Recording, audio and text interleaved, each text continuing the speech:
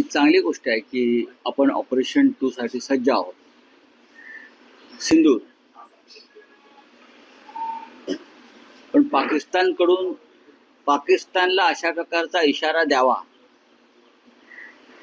अशा कारवाया देशामध्ये घडत आहेत का,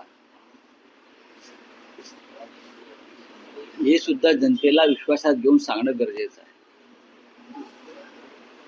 माझ्या माहितीप्रमाणे अद्याप ऑपरेशन 1 संपलेलं नाही, असं आपले संरक्षण मंत्री म्हणतात. ऑपरेशन 1 संपलेलं नाही, ते चालू आहे.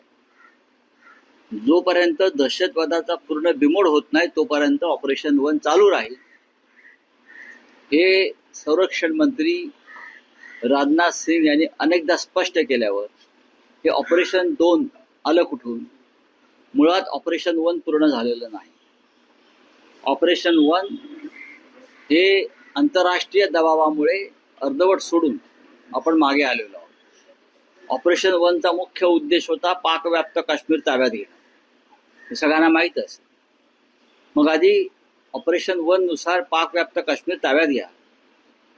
बलुचिस्तान, गिलगिटिस्तान, बाल्टिस्तान हे जे 3 प्रांत आहेत जे 1948 साली भारताच्या ताब्यातून गेलेले आहेत, ज्याच्यावर पाकिस्तानचा कब्जा आहे, ते सुद्धा घेण्याचं ऑपरेशन 1 मध्ये, सिंदूर 1 मध्ये आपल्या भारताचं ध्येय होतं.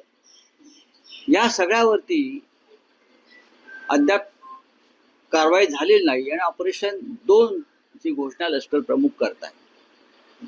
याचा अर्थ काही लोकसभा निवडणुकांची तयारी सुरू आहे का? तर असं काही घडलं की आम्हाला निवडणुका येतात असं वाटतं, लोकसभेच्या किंवा इतर सार्वत्रिक निवडणुका. पण ठीक आहे, आनंद आहे. देशाला जर काही यातून दिशा मिळणार असेल, देशाचा भूगोल वाढणार असेल, भूगोल, तर आम्ही त्याचं स्वागत करू. अभिषेक बॅनर्जी, पश्चिम बंगालमध्ये काल जो प्रकार घडला, तृणमूल काँग्रेसचे सरचिटणीस, विद्यमान खासदार, जे एकदा नाही अनेकदा खासदार झालेले आहेत, पश्चिम बंगालच्या माजी मुख्यमंत्री, ज्याला पश्चिम बंगालची शेरनी म्हटलं जातं, अशा ममता बॅनर्जी यांचे पुत्रवत असलेले भाचे अभिषेक बॅनर्जी ह्यांच्यावर ज्या पद्धतीनं भारतीय जनता पक्षाच्या सरकारने हल्ला घडवला, त्याचा धिक्कार करावा तेवढा थोडा. विद्यमान खासदाराला, एका पक्षाच्या, राष्ट्रीय पक्षाच्या सरचिटणीसाला,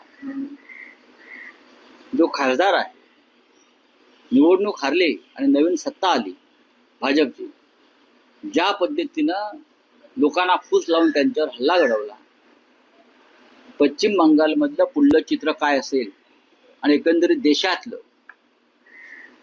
हे कालच्या घटनेनं स्पष्ट झालं. आम्ही चोर मार्गाने फक्त निवडणुका जिंकणार नाही, विरोधकांचा पराभव करणार नाही, तर त्यानंतर जे विरोधक आमच्या विरुद्ध बोलतील, लढतील, त्यांना आम्ही अशा प्रकारे खतम करू रस्त्यावर. हा इशारा जर भारतीय जनता पक्ष देऊ इच्छित असेल तर या देशातली जनता, राजकीय कार्यकर्ते तुमच्या विरुद्ध लढायला आणि मरायला तयार आहे. महाराष्ट्रात त्याने करण्याचा प्रयत्न केला पण तो सफल झाला नाही. आसाममध्ये सुद्धा याच पद्धतीनं त्यांचा कारभार सुरू आहे आणि पश्चिम बंगालमध्ये जे विष ते पेरतायत, यात त्यांचाच बळी गेल्याशिवाय राहणार नाही. अभिषेक बॅनर्जी यांच्यावरच्या हल्ल्याचं ज्याने चित्रण पाहिलंय त्यांना कळेल, अनुभव येईल की किती गंभीर परिस्थिती पश्चिम बंगालमध्ये उद्भवलेली आहे. पंतप्रधान मोदींच्या आव्हानाला इंधन बचतीच्या महायुतीच्याच मंत्र्यांकडनं 13ची टोपी दाखवली गेली आहे. हेलिकॉप्टरसह 22 गाड्यांचा ताफा मंत्री संजय राठोड यांचा पाहायला मिळाला. मग कारवाई करा. प्रधानमंत्र्यांचे आदेश पाळले जात नसतील, राज्याचे मुख्यमंत्री देवेंद्र फडणवीस यांचे आदेश पाळले जात नसतील मंत्र्याकडून, तर देवेंद्र फडणवीसांना अधिकार आहे त्यांना बडतर्फ करण्याचा. त्यांनी करावं, त्यांना कारवाई करावी आणि जनतेला आदर्श घालून द्यावा, एवढंच मी सांगेन. स्वतः मुख्यमंत्र्यांच्या पत्नी आमच्या अमृता वहिनी या सायकलवर फिरतायत. फिरतायत ना. आणि फडणवीसांच्या कॅबिनेटमधले मंत्री 25-50 गाड्यांचा ताफा हेलिकॉप्टरसह फिरतायत. ही तफावत जनतेला अस्वस्थ करते. त्याच्यामुळे मुख्यमंत्र्यांनी त्यांना बडतर्फ केलं पाहिजे अशा मंत्र्यांना, कोणी असतील. जरांगे पाटलांच्या उपोषणाला मला त्याच्याविषयी फार कमी माहिती आहे, मुख्यमंत्री कारण हा एक तांत्रिक विषय आहे. हा सरकार आणि जरांगे पाटील यांच्यातूनच चर्चेतून सुटेल. अन्य कोणी याच्यावर चर्चा करू. माजी मंत्री प्राजक्त तनपुरे यांनी आपण पाहिलं होतं की पोटनिवडणुकीच्या वेळेला मागे घेतली होती आणि त्यांनी भाजपमध्ये प्रवेश केला. मी त्यांना राजकीय श्रद्धांजली वाहतो.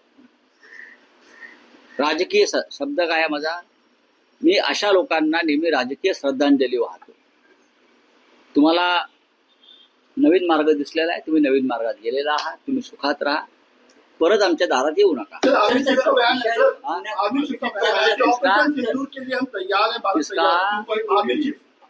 देखिए, आर्मी चीफ का जो बयान है उसका मैं स्वागत करता हूँ. भारतीय सेना, भारतीय फौज हमेशा राष्ट्र की रक्षा के लिए तैयार रहती है. लेकिन ऑपरेशन सिंदूर 2 की बात हो रही है. हम अभी ऑपरेशन 1 से बाहर नहीं आए हैं. डिफेंस मिनिस्टर राजनाथ सिंह बार बार कहते हैं कि ऑपरेशन सिंदूर 1 अब तक चल रहा है, खत्म नहीं हुआ.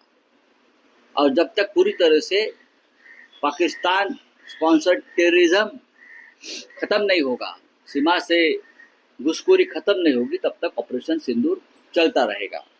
तो क्या ऑपरेशन सिंदूर खत्म हो गया? पहलगांव का बदला पूरा हो गया? ये बताइए पहले. क्या लोकसभा के चुनाव आने वाले हैं इसलिए ऑपरेशन सिंदूर की बात ऑपरेशन सिंदूर 2 की बात चल रही है? हम तो तैयार है, हमें मालूम है, हमारे फौज पर पूरा विश्वास है, डिफेंस मिनिस्टर पर विश्वास है, आर्मी चीफ पर विश्वास है. लेकिन कुछ क्लेरिफिकेशन जनता को चाहिए. ऑपरेशन सिंदूर 1 पूरा हो गया, क्योंकि राजनाथ सिंह जो हमारे रक्षा मंत्री है वो कहते हैं कि पूरा नहीं हो गया है तो वो चलेगा. अंतर्राष्ट्रीय दबाव में हमने ऑपरेशन सिंदूर को पीछे लिया है. ऑपरेशन सिंदूर जब शुरू हुआ तो हमारी बात ये चल रही थी कि पाक ऑक्युपाइड कश्मीर हम लेके आएंगे.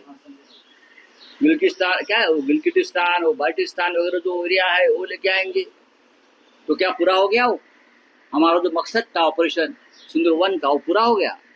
पहले ये पूरा करिए. पीओके लेके आइए, वहाँ तिरंगा या जय श्री राम का झंडा आप लहराइए.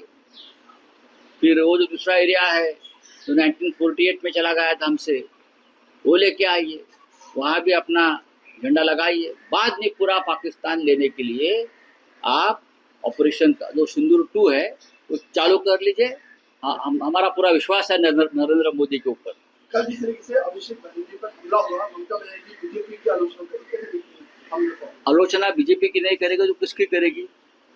पश्चिम बंगाल में किसकी सरकार चल रही है? दिल्ली में किसकी सरकार चल रही है? जिस तरह से तृणमूल कांग्रेस के एक युवा नेता जो पार्टी के जनरल सेक्रेटरी है, जो सिटिंग मेंबर ऑफ पार्लियामेंट है, हाँ, जो एक बड़ा नेता है, लोकप्रिय नेता है, चुनाव हारने के बाद बीजेपी के गुंडे स्पॉन्सर्ड बाय गवर्नमेंट एक सांसद के ऊपर सड़क पर हमला करते हैं, पत्थर मारते हैं. ये कौन सा संस्कार और संस्कृति आप इस देश के राजनीति में लाना चाहते हो मिस्टर मोदी जी और अमित शाह जी? और वहाँ के मुख्यमंत्री से मेरा आह्वान है, इस देश में अब तक ये कभी हुआ नहीं है, लेकिन असम और पश्चिम बंगाल में ये हो रहा है, होने जा रहा है. और उसका जो परिणाम है पूरे देश के लोकतंत्र को भुगतना पड़ेगा. ध्यान में रखिए, ये गुंडागर्दी आप जो ला रहे हो राजनीति में, पॉलिटिक्स में, डेमोक्रेसी में, उसकी कीमत हर भारतीय को चुकानी पड़ेगी. और जब आप सत्ता पे नहीं रहोगे तो आपको भी चुकानी पड़ेगी. अभिषेक बैनर्जी के ऊपर जिस प्रकार का हमला हुआ है, देश के प्रधानमंत्री और गृह मंत्री ने उसकी जिम्मेदारी लेनी चाहिए. विपक्ष एकजुट है. जल्दी ही इंडिया ब्लॉक की बैठक दिल्ली में होगी इस मामले में. सर, डीके शिव कुमार जो है कर्नाटक के सीएम बनने जा रहे हैं, तो शपथ लेंगे? हाँ, कल ही वेणुगोपाल जी का फोन आया था उद्धव जी को, मैं भी उनके साथ बैठा था, उस बारे में जानकारी दी. और जिस तरह से बहुत ही शांततापूर्ण ढंग से रिस्पेक्टफुली सत्ता परिवर्तन हुआ है कर्नाटक में, मैंने पहले भी जो वरिष्ठ नेता है सिद्धरामैया जी, उनका स्वागत किया है कि ऐसे नेता बहुत कम है इस देश में जो हाईकमांड का आदेश का पालन करते हैं, पार्टी आदेश का पालन करते हैं। तो अच्छी बात है कि नया नेतृत्व कर्नाटक को मिल रहा है। Thank you very much. Sir बोलवलं आहे उद्धव ठाकरे